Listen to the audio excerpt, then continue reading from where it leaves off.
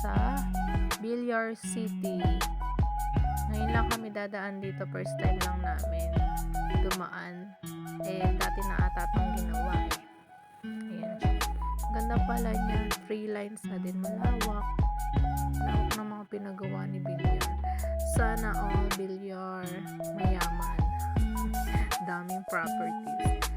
Pero parang may ginagawa din sila sa bandang side, tinatambakan dyan. Siguro mga building yung papagawa dito or subdivision. Kalain mo, sa likod pala ng subdivision namin, may pala, daan na papuntang Alabang na ginagawa na. Akala ko puro bundok-bundok lang sa likod ng subdivision namin. May ganito na pala silang ginagawa. Nakaka-amaze, diba? Ang ganda. So, mapapadali na yung biyahe papuntang Alabang. Ayan, papunta kami ng Landers, Alabang. May mga sale na naman daw, pero masyal lang naman kami, titingin-tingin lang. Akala mo madaming pera. Titingin-tingin lang yan, syempre. Minsan naman kailangan natin mamasyal kahit walang pera.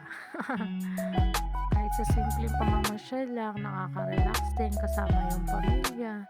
Para bawas stress naman, hindi lang puro bahay. Syempre, kailangan din natin lumabas.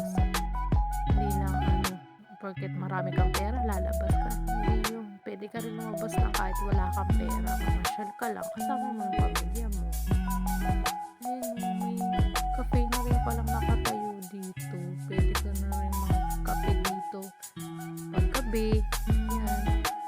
Magkape kayo, magsyota, mag-asawa, magligawan. Ayan.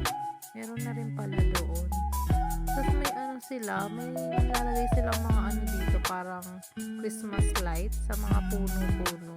Ang ganda siguro dito sa gabi, mamasyal din, maliwanag, diba? 6 a.m. to 6 p.m. daw po ito bukas. Pagdating ng 6 p.m. bawal na dumaan dito. May guarding na nagbabantay dun sa entrance. Tapos dito sa kalagitnaan din ng daanan may guard plate na nagbabantay. Yan. Less hassle to sa traffic. Kasi kung dadaan ka pa sa Salawag, malapit sa SM Molino, masyado ng traffic doon. So, matatagalan ka. Dito, daan ka lang dito, walang traffic, dire-diretso. Ang labas nito papuntang Daang Reyna na siya. Tapos, Alabang, sa Landers, Alabang. Kung pupunta ka ng Landers, Alabang, yan, dyan ka na dumaan. Magagaling ka ng Paliparan. Bawal yata yung mga motor dito ang alam ko. Kasi wala pa ako nakakita nagmo-motor. Hindi ko lang alam, not sure. Kasi puro 4 wheels yung mga nakikita ko dito. Mukhang gagawin nilang yung park. Ang ganda. Inaayos pa nila. Nilalagyan na nilang mga lights. Ayun lang. So guys, sana nag-enjoy kayo sa puro daan na vlog ko. Bye!